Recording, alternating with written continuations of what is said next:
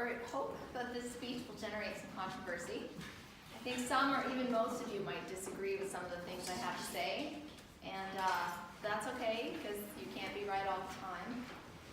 So I've always wondered why people are persistently religious throughout history. There have been a plethora of different religions and different societies that were not connected to each other, independently developed religion over and over. So regardless of what I think about a given religion, it is still worth considering why a shared mythology is so common in human society. I've been reading a book. It's called Sapiens, A Brief History of Humankind. And the author has a pretty compelling hypothesis to answer that question for me. So first, a little bit of ancient history. The way I understand it, we are the sole remaining members of the Homo branch of evolution. Some of our close relatives, like Neanderthals, are extinct now. Some of our closest living relatives are further back on the evolutionary tree, and those are something like apes, like chimpanzees. Chimpanzees are cooperative mammals like we are, but their societies are restricted in size to something like 100 or 150 members. And after that size, if their little group grows larger than that, it tends to break into smaller groups. They just can't get larger than that. One of the reasons that that is so for them is that in order for them to cooperate, they have to know each other. And there is a natural limit on how many chimpanzees can individually know another chimpanzee. That limit is somewhere 100 and 150. In human societies, within our general biological nature, we have that same limitation. We can only know, depending on the person, something like 100 or 150 people personally before we reach our limit. But our societies grow far, far larger than this.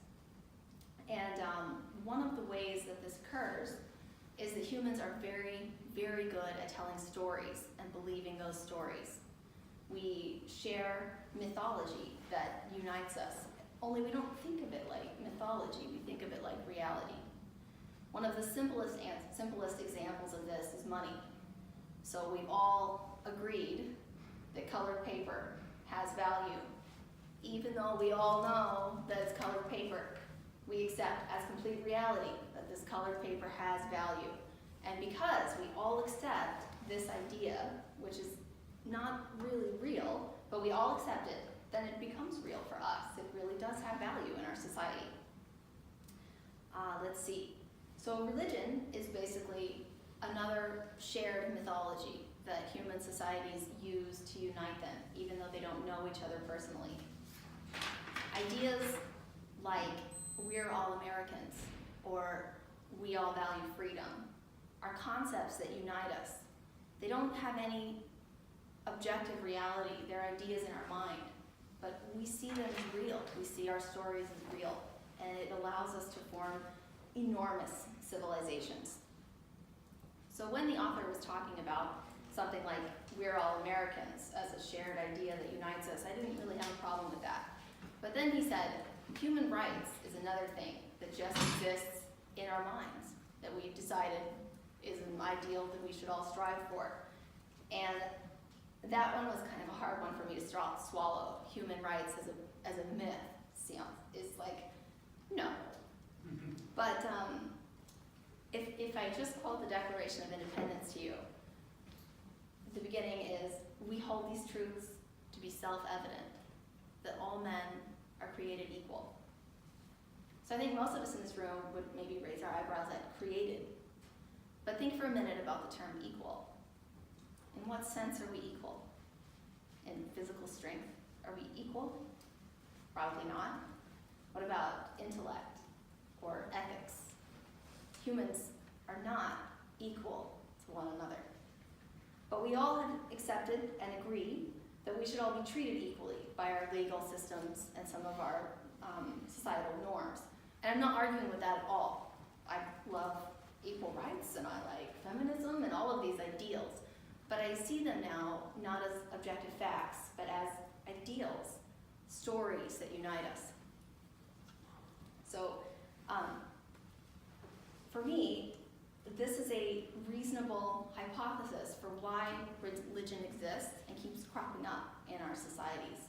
is that humans are very good at telling stories and we're very good at believing our stories. What this means for me, and hopefully what maybe I can share with you, is what does it mean about my interactions with religious people then? If believing stories and sharing them is part of what it means to be human, then how do I interact with people whose belief systems are different than my own? So option A is to say that my beliefs are superior to theirs. And a lot of times I feel that way. And then we can have an argument about my superior beliefs because they'll disagree and they'll say that their beliefs are superior. Or maybe if I have power, we can have a war about our difference in beliefs.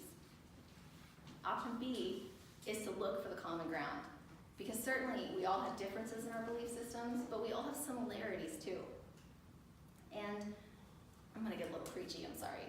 But to resist the temptation to label each other, because that's so easy. For example, a Christian can be someone who spends their time helping others, or a Christian can be someone who spends their time judging others. Both of those can be true for a Christian. So I don't think, honestly, that the label of Christian or Muslim or atheist is enough information to define someone. And I think we shortchange ourselves and our society when we give ourselves that easy out. Thank you.